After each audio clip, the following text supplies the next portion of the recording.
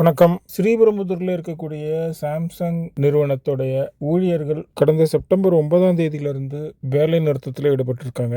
இதனால அந்த நிறுவனத்துக்கு கிட்டத்தட்ட $1 பில்லியன் அளவுக்கு ப்ரொடக்ஷன் லாஸ் என்று சொல்லக்கூடிய அளவில் நஷ்டம் ஏற்பட்டதாக சொல்லப்படுது. அதாவது 8300 கோடி ரூபாய் மதிப்புள்ள பொருட்களை இந்த காலகட்டத்தில் தயாரித்திருக்கலாம். இவங்க போராட்டம் பண்ணதுனால அது நின்று போச்சு என்று சொல்லப்படுது. இந்தியாவிலிருந்து ஏற்றுமதி ஆகக்கூடிய எலக்ட்ரானிக் கூட்ஸை பொறுத்த வரைக்கும் சாம்சங்கோடைய குட்ஸோடைய பங்களிப்பு மிக அதிகமா இருக்கு. உலகின் மிகப்பெரிய மொபைல் தயாரிக்கும் நிறுவனமான சாம்சங்கோடைய சென்னை பிளான்ட்ல மொபைல், ரெஃப்ரிஜரேட்டர், டிவி உள்ளிட்ட பல எலக்ட்ரானிக்ஸ் பொருட்கள் தயாரிக்கப்படுது. அங்கே வேலை செய்யக்கூடிய 1700 பேர்ல கிட்டத்தட்ட 1500 பேர் போராட்ட களத்துல தான் இருக்காங்க. 15 வருடங்களுக்கு மேலாக நாம வேலை செஞ்சுட்டு இருக்கிற இந்த நிறுவனத்துல சம்பள உயர்வு வழங்கணும் என்ற கோரிக்கை வச்சிருக்காங்க. அதாவது தற்போது 25,000 ரூபாய் என்ற அளவில் வாங்கிக்கிட்டு இருக்க சம்பளத்தை 36,000 உயர்த்தி கேட்டிருக்காங்க. அதுபோக அந்த CITU நிர்வாகி சாம்சங் கொரியால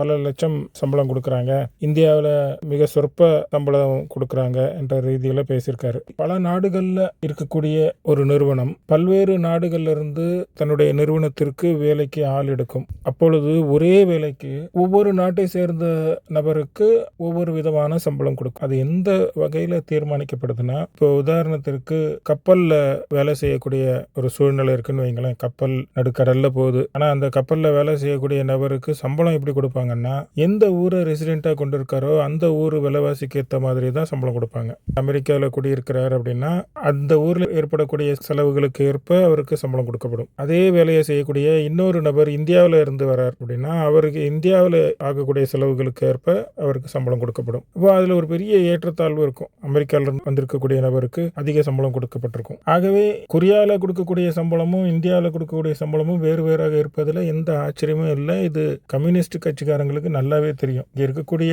சாதாரண தொழிலாளர்களுக்கு இது தெரியாமல் இருக்கலாம். உலக அரங்கிலே இதுதான் நடைமுறை. இது தெரியாமல் அவங்க கொரியாவில் இவ்வளவு சம்பளம் கொடுக்குறீங்க, இந்தியாவில் இவ்வளவு சம்பளம் கொடுக்குறீங்க என்ற கணக்கு பார்ப்பது தவறான அணுகுமுறை. சாம்சங் நிறுவனத்தை பொறுத்த வரைக்கும் அவங்களுடைய ஊழியர்களுக்கு பேருந்து வசதிகள் செய்து கொடுத்திருக்காங்க. மதிய உணவு கேண்டீன்ல வழங்கப்படுது. நிறுவனம் அமைந்திருக்கிற இடமே ஸ்ரீபெரும்புத்தூர், சென்னைக்கு வெளியே. அதனால அந்த நிறுவனத்தில் இத்தனை காலமா வேலை செய்யக்கூடிய ஒரு நபர் கண்டிப்பா சிட்டிக்கு வெளியே வாடகைக்கு இருந்தாலும் அந்த வாடகை மிக குறைந்த அளவில் தான் இருக்க வாய்ப்பு இருக்கு.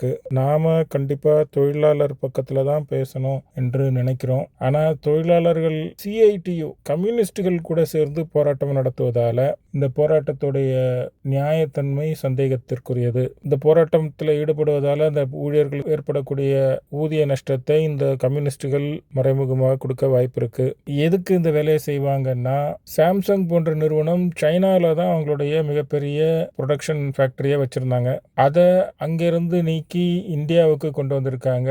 ஆப்பிள் நிறுவனமும் அங்கிருந்து சைனால இருந்து நீக்கி இந்தியாவுக்கு கொண்டு வந்திருக்காங்க. இந்த நிறுவனங்கள் எல்லாம் சென்னையில மிக அருகருகே ஸ்ரீபெரும்புத்தூர்ல அமைஞ்சிருக்கு. இதை வெளிநாட்டு சக்திகளின் சதிகார திட்டமாக கூட ஊழியர்களை தூண்டிவிட்டு இது போன்ற போராட்டங்கள்ல ஈடுபடலாம். ஒரு பக்கம் முதலமைச்சர் துபாய், அமெரிக்கா போன்ற நாடுகளுக்கு போய் தமிழ்நாட்டுக்கு புதிய நிறுவனங்கள் வரணும், முதலீடுகள் வரணும்னு முயற்சிகள் பண்ணிட்டு இருக்கிற இந்த நேரத்தில் ஏற்கனவே இருக்கக்கூடிய மிகப்பெரிய நிறுவனமாக இருக்கக்கூடிய சாம்சங் இந்த போராட்டத்தின் காரணமாக தமிழகத்தை விட்டு வெளியே போனால் அது தமிழகத்திற்கு ஒரு பேரிழப்பா இருக்கக்கூடிய வாய்ப்புகள் அதிகம். ஏனென்றால் சாம்சங் நிறுவனம் GST என்ற முறையில பெரிய தொகையை வரியாக கட்டி வருகிறது. அது தமிழகத்தில் இருப்பதனால தமிழகத்திற்கும் பெரிய பங்கு வரி என்ற முறை வந்து கொண்டிருக்கிறது. இப்போ இந்த ஸ்ட்ரைக் போன்ற தொந்தரவுகள் இருக்கும் பட்சத்தில் வேறொரு மாநிலத்திற்கு தன்னுடைய ஃபேக்டரியை அது இடம்பெயர்த்தால் தமிழகத்திற்கு பெரிய நஷ்டத்தை ஏற்படுத்தும். ஆகவே இந்த CITU கம்யூனிஸ்ட் கட்சியினர் போராட்டங்கள்ல ஈடுபடுவதை அரசு தடுத்து நிறுத்த வேண்டும். ஏன்னா இவங்க கூட்டணியில தான் இந்த கம்யூனிஸ்ட் இருக்காங்க. கம்யூனிஸ்ட் ஏற்கனவே கேரளா, வெஸ்ட் பெங்கால் போன்ற மாநிலங்கள்ல ஆட்சி புரியும் காலத்திலும் சரி, எதிர்கட்சிகளா இருக்கும் போதும் சரி, அந்த மாநிலங்கள்ல எந்த ஒரு புதிய நிறுவனங்களும் வர முடியாத அளவிற்கு போராட்ட களத்தை உருவாக்கி அந்த மாநில மக்கள் வேலை தேடி வெளி மாநிலத்துக்கு செல்ல வேண்டிய சூழ்நிலையை ஏற்படுத்தியவர்கள், அந்த மாநிலத்தோட வளர்ச்சியவே கெடுத்தவர்கள். ஆகவே இந்த கம்யூனிஸ்டுகளுடைய பிடியிலிருந்து இந்த போராட்ட களத்தை நீக்கி அரசு நிறுவனத்துடன் பேச்சுவார்த்தையில் ஈடுபட்டு போராட்டத்தை உடனடியாக முடிவு கொண்டு வர வேண்டும். Communists have done Kerala a huge disservice.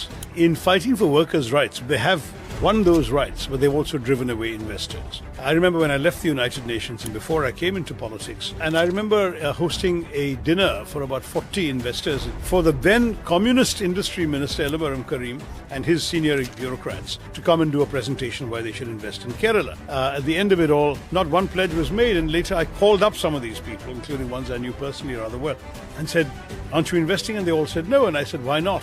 And they said, "We just don't trust the environment in Kerala." And I said, "Look, we get a literate workforce, people are relatively unemployed, they'll be grateful to have a job." They said, yeah, but we can get them all if we just establish the same factory across the border in Tamil Nadu. The communists, when they're in power, they don't behave like that anymore. They should have been able to attract more investment. They've not succeeded. And I sometimes ask students, so what are your plans? And many of them are trying to get the heck out of the state. And when I ask them why, they say, what's there for us in Kerala? And that's something that struck me. Already இப்போ வந்து வெளியில் வந்து வேலையே இல்லாதவங்க நிறைய பேர் இருக்காங்க. 10,000 12,000 வேலை பார்க்குறவங்க இருக்காங்க. ஸ்விக்கி ஜொமேட்டோ அப்படி சில பேர் வேலை பார்த்துட்டு இருக்காங்க. அவங்க என்ன சொல்கிறாங்கன்னா, அவங்க ஆல்ரெடி நல்ல சம்பளம் தானே வருது, இன்னும் ஏன் சம்பளம் ஏற்றி கொடுக்க சொல்கிறீங்க? நாங்களாம் பாருங்கள் இந்த சம்பளத்தில் வாழலையா, நாங்கள் நீங்களும் வாழுங்க, உங்களுக்கு இதெல்லாம் தேவையா அப்படின்னு கேட்குறாங்க. அவங்க என்ன பதில் சொல்கிறீங்க? பசித்தவன் உணவுக்காக போராட வேண்டுமே தவிர, போராடி உணவை பெறுகிறவனை பார்த்து உணவே இல்லாத உனக்கு ஏன் கூடுதல் உணவு என்பதை போல் கேட்கிற கேள்வியாக இருக்கிறது. தொழிற்சாலைக்குள்ளே கொடுக்குற சம்பளம் குறைவா அதிகமாகிறதுக்கு என்ன அளவுகோல்? நாங்கள் என்ன சொல்கிறோன்னா, உலக முதலாளிக்கு சாம்சங், கொரியாவிலும் இவன் தான் மேனேஜ்மெண்ட்டு, இங்கேயும் வந்தால் மேனேஜ்மெண்ட்டு, அங்கேயும் செமிகண்டக்டர் எலக்ட்ரானிக் இண்டஸ்ட்ரி தான், இவனும் எலக்ட்ரானிக் ஒர்க்கர்ஸ் தான், same qualification same service conditions, ஒரே முதலாளி. ஆனால் அங்கே 4,55,000, இங்கே கொடுக்குற சம்பளம் 20,000 35,000 16 சர்வீஸ் உள்ளவங்களுக்கு. எனவே குறைந்த கூலிக்கு வேலை செய்யக்கூடிய ஒப்பந்த தொழிலாளிகள், முறைசாரா தொழிலாளிகள், இன்னும் வறுமை நிலையில் இருக்கக்கூடிய வேலையில்லா திண்டாட்டத்தில் இருப்பவர்களுக்கெல்லாம் இந்த அரசு வேலை வாய்ப்பை தந்து வாழ்வதற்குரிய சம்பளத்தையும் உறுதி செய்ய வேண்டியது அரசின் கடமை, வேலை கொடுக்கிற நிறுவனத்தின் கடமை. அதற்கு மாறாக முற்போக்காக சிந்தித்து பகுத்தறிவோடு போராடுகிற ஒருவனை பார்த்து நாங்கள் மிக பின்னணியில் இருக்கிறோம், என்னை போல் நீயும் இரு என்று சொன்னால், இது வளராத சமூகம் வளர்ந்த சமூகத்தை பார்த்து போராடுகிறவனை பார்த்து போராடுவதற்கு வாய்ப்பு மறுக்கப்பட்டவன் கேட்குற கேள்வி அல்ல.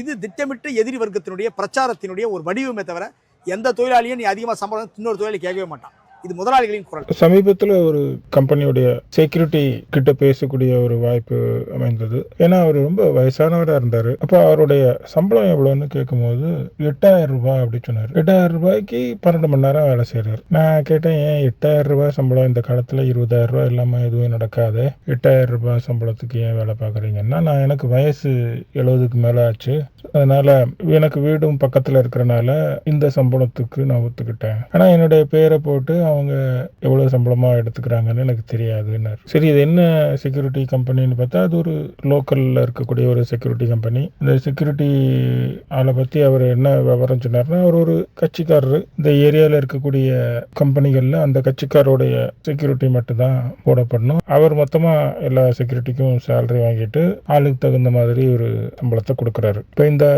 60 வயசு மேலே இருக்கிறவங்களுக்கு வேற எங்கேயும் வேலை தேடி போக முடியாதுன்றதுனால இவர் கொடுக்குற இந்த 8,000 ரூபாயை இவர் வாங்கிக்கிறாரு. இந்த பெரியவரும் வீட்டில் சும்மா இருக்கிறதுக்கு பதிலாக வர்ற மாதிரி ஒரு கேரக்டர் தான். ஆனால் அந்த பகுதியில் எத்தனை செக்யூரிட்டி அந்த குறிப்பிட்ட கட்சிக்காரருடைய கண்ட்ரோலில் இருக்காங்கன்னு பார்த்தா குத்துமதிப்பாக ஒரு 100 பேர் இருக்காங்க. 100 பேர் ஒரு கிட்டத்தட்ட 20,000 ரூபா ஒரு 10,000 ரூபா போட்டால் கூட, ஏன்னா 1,500 ரூபா ட்ரெஸ்ஸுக்கு போயிடுது, யூனிஃபார்ம் கொடுக்குறாங்க. 10,000 ரூபா போட்டால் கூட 100 பேர் 10 லட்சம் ரூபா ஆச்சு. ரொம்ப சாதாரணமாக அந்த கட்சிக்காரர் அந்த ஒரு சின்ன ஏரியாவில் சம்பாதிக்கிறார். சரி, பக்கத்து பில்டிங்கில் இன்னொரு செக்யூரிட்டி இருக்காங்க, இங்கே என்ன நடக்குது அப்படின்னு அங்கே போய் பார்த்தா அந்த செக்யூரிட்டி ஒரு 18,000 ரூபா வாங்குறாங்க. கூடவே இன்னொரு செக்யூரிட்டி இருக்காரு, அவர் 40,000 ரூபா சம்பளம் வாங்குறாங்க. இப்படிப்பா ஒரே ஊரில் ஒரு வயசானவர் 8,000 ரூபா சம்பளம் வாங்குறாரு, இன்னொரு செக்யூரிட்டி 18,000 ரூபா சம்பளம் வாங்குறாரு. 40,000 ரூபா வாங்குற செக்யூரிட்டி யாருன்னா அது இந்திக்காரர். அவர் வட இந்தியாவிலேருந்து வந்திருக்காரு. அவர் பகல் ஷிஃப்ட் ஒரு பில்டிங்கில் பார்க்குறாரு, நைட் ஷிஃப்ட் வேற ஒரு பில்டிங்கில் வேலை பார்க்குறாரு. அதனால அவர் 24 மணி நேரமும் டியூட்டிலே தான் இருக்கிறாரு. இந்த வகையில் அவருக்கு ஓட்டி அதெல்லாம் போட்டு 40,000 ரூபா முழுசாக வந்துடுது. அந்த செக்யூரிட்டி ஊருக்கு போகிறது ஃப்ளைட்டில் தான் போகிறாரு வராரு. நல்ல விஷயமா தான் இருக்குது. ஆனால் 40,000 ரூபா வாங்குற செக்யூரிட்டி ஒரு குறிப்பிட்ட செக்யூரிட்டி குரூப்பில் ஒர்க் பண்ணுறாரு. அந்த செக்யூரிட்டி குரூப் என்னன்னு பார்த்தா அது இந்தியாவில் மட்டும் இல்லை, உலகம் முழுக்க இருக்கக்கூடிய ஒரு செக்யூரிட்டி கம்பெனி. இந்த செக்யூரிட்டி பிஸ்னஸை ஏன் இந்தியாவில் இருக்கக்கூடிய நிறுவனங்கள் பண்ணுறதில்ல, வெளிநாட்டு நிறுவனம் இங்கே வியாபாரம் பண்ணுறாங்க அப்படின்னு பார்த்தா, அந்த செக்யூரிட்டி நிறுவனம் செக்யூரிட்டி மட்டும் கொடுக்கல, coffee maker, sweeper, cleaner, dishwasher, washer, driver, இந்த மாதிரி விஷயங்கள்லாம் பண்ணுது. ஸோ இந்த கம்பெனியை பொறுத்த வரைக்கும் இத்தனை பேரை அவங்க வேலைக்கு ஆள் எடுத்து தயார் நிலையில் வச்சிருக்காங்க. இந்தியாவுக்குள்ள வர்ற புது கம்பெனிகள், வெளிநாட்டு கம்பெனிகள் எல்லாம் இந்தியாவில் இருக்கக்கூடிய சின்ன கம்பெனி கூட டீல் பண்ண விரும்புறதில்ல. அவங்களுக்கு ஒரு தடவை ஒரு கான்ட்ராக்ட் சைன் பண்ணா தொடர்ந்து ஆள் கொடுக்கணும். அந்த வேலையை உலகமெங்கும் இருக்கக்கூடிய இந்த செக்யூரிட்டி கம்பெனி ஆளுங்களை கொடுக்குறாங்க. இவங்க கிட்ட டிசிப்ளின் இருக்கு. ஆளுங்க கரெக்டா யூனிஃபார்ம் போட்டு வர்றாங்க. வேலைக்கு யாராவது வராம லீவ் போட்டா அதுக்கு பதிலாக மாற்று ஆள் கொடுப்பாங்க. அதனாலதான் கம்பெனிகளும் சரி, வீடுகள்லயும் சரி, இந்த மாதிரி பெரிய செக்யூரிட்டி குரூப் கிட்ட கான்ட்ராக்ட் சைன் பண்ணிடுறாங்க. ஒருத்தர் வரலன்னா அதுக்கு பதிலாக இன்னொருத்தரை அவங்க வேலைக்கு போட்டுருவாங்க. ஸோ இவங்க லீவ் வேணுங்கிறத இவங்க கிட்ட சொல்ல மாட்டாங்க, டைரக்டா அந்த செக்யூரிட்டி குரூப் கிட்ட சொல்லிடுவாங்க. ஸ்டாஃபோடைய சம்பளத்தில் ஒரு 20% அந்த செக்யூரிட்டி கம்பெனிக்கு போகுது. இப்போ லோக்கல்ல இருக்கக்கூடிய கம்பெனி டிசிப்ளினா இல்லாம செக்யூரிட்டியில கூட ஒரு எம்என்சி கம்பெனியை தேடி போக வேண்டிய சூழ்நிலை மக்களுக்கு இருக்கு.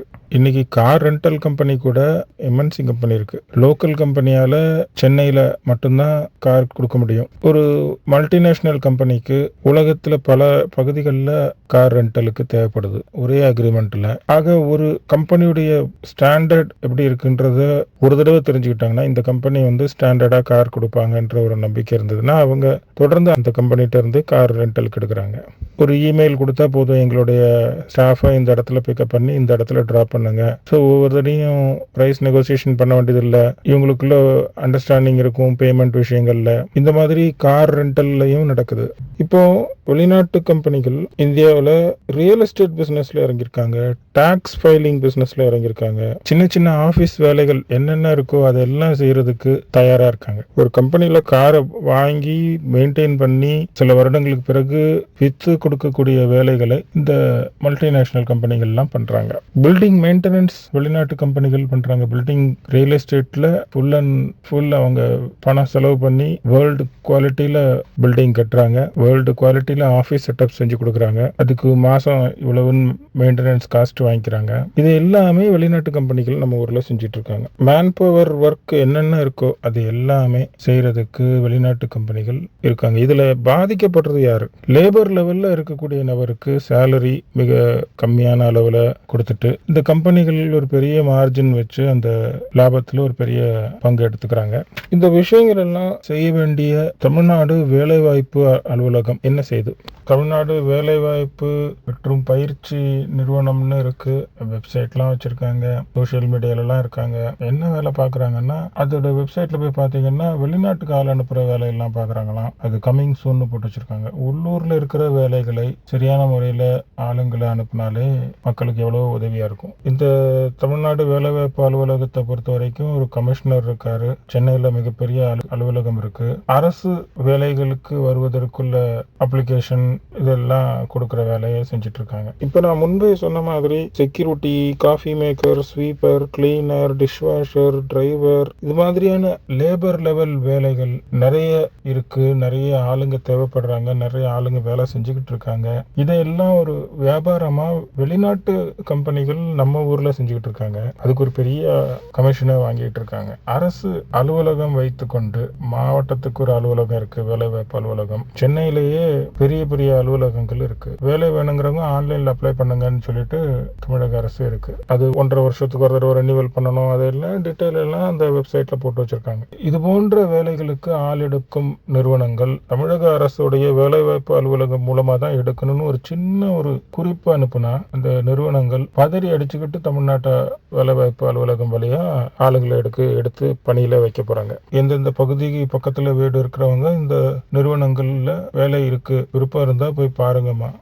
டோட்டல் டேட்டா பேஸை வச்சு மெயின்டைன் பண்ணி அதுக்கு ஆக்சஸ் அந்த கம்பெனிகளுக்கு கொடுத்தாலே போதும். இந்த கம்பெனியே நேராக ஃபோன் பண்ணி ஆளுங்களை எடுத்து பயன்படுத்துவாங்க. ஒரு 20 பேர் வேலை பார்க்குற இடத்துல ஒரு சூப்பர்வைசர் போட்டா இந்த வேலைக்கு ஆளுங்களை லீவ் போட்டா மாத்தால் ஏற்பாடு பண்ற அந்த வேலைகளை செய்ய முடியும். ஒரு ஸ்டாண்ட் பை ஆள் தமிழ்நாடு வேலைவாய்ப்பு அலுவலகத்துல இருந்து எக்ஸ்ட்ராவா எடுத்து வச்சிருக்கலாம். ஏழைகளோட உழைப்பு சுரண்டப்படுகிறது. அவர்களுக்கு தக்க ஊதியம் வழங்கப்படுறது இல்லை. இதனால தமிழ்நாட்டில் இந்த மாதிரி சாதாரண வேலையெல்லாம் செய்யற செய்யறதுக்கு யாரும் விருப்பப்படலை. வடநாட்டில இருந்து வந்திருக்கக்கூடிய ஹிந்தி பேசக்கூடிய நபர்கள் இந்த மாதிரி வேலைகளில் போய் இருந்துடுறாங்க. சரி, இது ஒரு வகையான மனிதவள சுரண்டல் அப்படின்னு பார்த்தா, நம்ம ஊரில் ஏடிஎம் மிஷின் அங்கங்கே இருக்கு. இந்த ஏடிஎம் மிஷின் இயங்குவதற்கு அதில் பணம் ஃபில் பண்ணும். அந்த வேலையை செய்கிறவங்க யாரு? அதுவும் 12ஆம் கிளாஸ் படித்த ஒரு பையன். அந்த பசங்களை எல்லாம் கவர்மெண்ட் பேங்க்ல மேனேஜர் அவர் கண்ட்ரோலில் ஒரு ஏஜென்சி வச்சிருக்காரு. அது லோக்கல் ஏஜென்சி தான், இன்டர்நேஷனல் ஏஜென்சி கிடையாது. இந்த ஏஜென்சி என்ன பண்ணுறாங்க, சென்னைக்கு அருகில் இருக்கக்கூடிய சென்னை புறநகர் பகுதியில் உள்ள ஏழை இளைஞர்களை விலைக்கு எடுக்கிறாங்க. அவங்க ஏடிஎம்ல பணம் போடுறதுக்காக ஒரு பாதுகாப்பு வண்டியில கொடுத்து அனுப்புறாங்க. நீங்க அந்த வண்டியெல்லாம் பார்த்துருக்கலாம். கேஷ் வெஹிக்கல்னு சொல்லிட்டு அந்த பணம் கொண்டு போகிற வண்டி. கண்ணாடி எல்லாம் கிரில் போட்டிருக்கும். யாரும் அதை உடச்சிக்கிட்டு உள்ளே போய் பணத்தை திருட முடியாதுன்ற மாதிரி இருக்கும். அந்த வண்டியில் குறைஞ்சது 2 கோடி 3 கோடி இந்த மாதிரி பெரிய பெரிய அமௌண்ட்டுகள் கொடுத்து அனுப்பப்படுது. சென்னை முழுக்க அவங்க ஒரு பகல் முழுக்க வேலை செஞ்சு, சில நேரம் ஏடிஎம் வேலை செய்யாது. அந்த ஏடிஎம் மிஷின் சாஃப்ட்வேர் பிரச்சனை இருக்கும். அதெல்லாம் இந்த 12ஆம் கிளாஸ் படித்த பசங்களுக்கு சொல்லிக் கொடுக்கப்பட்டு அவங்க அதை ஓப்பன் பண்ணி பணத்தை அடுக்கி வச்சுட்டு வர்றாங்க. இவ்வளவு பொறுப்புள்ள ஒரு வேலையை செய்யறதுக்கு அவங்களுக்கு கொடுக்கக்கூடிய சம்பளமும் 12,000 13,000 அவ்வளவுதான். நியாயமா ஒரு பேங்க் மேனேஜர் போய் அதை கவனிக்கணும், என்ன நடக்குது. அவருடைய பொறுப்பை இன்னொரு மேன்பவர் ஏஜென்ட் மூலமா ஒரு ஏழை இளைஞர்கள் தலையில கட்டிடுறாரு. அவன் வேலை இல்லை, பேங்க் வேலை, பல கோடி ரூபாய் நம்மளை நம்பி கொடுத்துருக்காங்க. பெருமைக்காக போய் அது ஏதோ வேலை செஞ்சுட்டு இருக்கான். அவனுக்கு தெரியாது அவனுக்கு எதிர்காலமே கிடையாதுன்னு. என்ன எதிர்காலம் இருக்கு? இதெல்லாம் ஒரு எக்ஸ்பீரியன்ஸ் இருந்தா இன்னும் பெரிய பிரைவேட் கம்பெனில வேலை கிடைச்சிருமா? பிரைவேட் பேங்க்கும் அதே வேலை தான் செஞ்சுட்டு இருக்கான், கவர்மெண்ட் பேங்க்கும் அதே வேலை தான் செஞ்சுட்டு இருக்கான். ஏழைகளுடைய உழைப்பை சுரண்டுறாங்க. கோடிக்கணக்கான ரூபாய் யாரோ ஒருத்தரை நம்பி கொடுத்து அனுப்பப்படுது. பொறுப்பில்லாத வேலைகள் இதெல்லாம். ஆனா அந்த நம்ம ஊர்ல இருக்கக்கூடிய இளைஞர்கள் நேர்மையானவர்களா இருக்காங்கன்றதுனால ஏதோ பெரிய சம்பவங்கள் எதுவும் நடக்காம போய்கிட்டு இருக்கு. ஆனாலும் வருஷத்துல ஒரு தடவை 2 தடவை நீங்க அந்த ஏடிஎம்ல பணம் போட போனவங்க பணத்தை எடுத்துட்டு ஓடிட்டாங்கன்ற செய்திகளையும் நீங்க கேள்விப்பட்டிருப்பீங்க. எனவே இது போல மேன்பவர் ஏஜென்ட்டுகள் மூலமாக வேலைக்கு ஆட்கள் எடுப்பதை தவிர்த்து அருகாமையில் இருக்கக்கூடிய ஏழைகளுக்கு நேரடியாக வேலை கொடுக்கணும். ஏதோ ஒரு வெளிநாட்டு கம்பெனிக்கு கமிஷன் கொடுக்கறதை தவிர்க்கணும். சமீபத்தில் குறைந்தபட்ச சம்பளம் அப்படின்னு ஒன்று அரசாங்கம் நிர்ணயம் பண்ணுச்சு. இப்போ வீட்டு வேலை செய்யக்கூடிய பெண்களுக்கு 2,000 3,000 அந்த மாதிரி கொடுத்து வேலை வாங்கிட்டு இருந்தாங்க. ஒரு 8,000 ரூபாய் மினிமம் சம்பளம் கொடுக்கணும்னு சொன்ன உடனே அந்த அப்பார்ட்மெண்ட்ல எல்லாரும் ஒரு அசோசியேஷன் ஃபார்ம் பண்ணி அந்த அசோசியேஷன்ல இருந்து இந்த மாதிரி மேன்பவர் ஏஜென்சி மூலமா வேலைக்கு பெண்களை எடுத்து அந்த பில்டிங்ல இருக்கிற 2-3 வீடுகளுக்கு சேர்ந்து ஒரு பெண், அதாவது சம்பளத்தை ஏற்றிலாம் தரல, பழைய சம்பளம் 3 பேர் ஷேர் பண்ணி கொடுக்குறாங்க. பழைய மாதிரி இல்லை, வேலை அதிகமாயிருது. இது போன்ற ஏழைகளுடைய பிரச்சனைகள் எல்லாம் பேசுவதற்கு இன்றைய ஊடகத்துக்கு நேரமே கிடையாது. எவ்வளவோ சட்ட சிக்கல்கள், எவ்வளவோ அநியாயங்கள், வேலை செய்கிற இடத்துல பல பிரச்சனைகள், ஊழல்கள் பல விதத்தில் நடந்துகிட்டு இருக்கு. வேலை செய்யக்கூடிய இடத்துல ஒரு தனியார் கம்பெனில ஒரு நபருக்கு 10,000 ரூபாய் சம்பளம் அதிகமா போட்டுட்டேன், அதை எடுத்து என்னுடைய அக்கௌண்ட்டுக்கு ஜிபே பண்ணிருப்பா அப்படின்னு சொல்லியிருக்காரு. இவரும் அதை நம்பி பணம் எடுத்து அனுப்பியிருக்காரு. இது கிட்டத்தட்ட மாசம் தொடர்ந்து இருக்கு. இவரும் சரி அவர் சொன்னதை செய்வோம்னு பணத்தை எடுத்து போடும்போது ஒரு கட்டத்துல திடீர்னு தெரியவது இவருடைய ஒரிஜினல் சம்பளம் தான் வந்துகிட்டு இருக்கு. அந்த மேனேஜர் இந்த தொழிலாளியை ஏமாத்தி அந்த 10,000 ரூபாயை அவருடைய பாக்கெட்டுக்கு எடுத்து போட்டுட்டு இருக்காரு. அந்த கம்பெனில ஒரு 200 பேர் வேலை பார்க்கறாங்க. எத்தனை பேர்கிட்ட இருந்து எப்படிலாம் பணம் வாங்கி அந்த மேனேஜர் எப்படிலாம் வைத்து நிரப்பிட்டு இருக்கானோ தெரியல. ஊழல் அநியாயம்ங்கிறது எந்த மட்டத்துல வேணாலும் எப்படி வேணாலும் நடக்கலாம். அதை வெளியே எடுத்து சொல்றதுக்கு ஒரு களம் கூட இன்னைக்கு கிடையாது. இதையெல்லாம் பற்றி பேச வேண்டிய ஊடகங்கள் அரசாங்கத்துக்கு ஜால்ரா அடிக்கிறது தான் ஒரு முக்கியமான வேலையா வச்சிருக்கு. அரசாங்கத்துக்கு பேரை கெடுக்கிற மாதிரி செய்திகள் எதையும் வெளியிடுறதாவே இல்லை. தலைப்பு செய்திகள் கூட அரசாங்கத்துக்கு ஜால்ரா போடுற வேலையை தான் செஞ்சுட்டு இருக்காங்க. தலைப்பு செய்திகளாவது இருக்கிறதுலே பெரிய செய்தி, முக்கியமான செய்தியை சொல்லுவாங்கன்னு பார்த்தா அது கூட சொல்றது இல்லை. இன்னும் ஒரு தலைப்புல சந்திக்கலாம். நன்றி, வணக்கம்.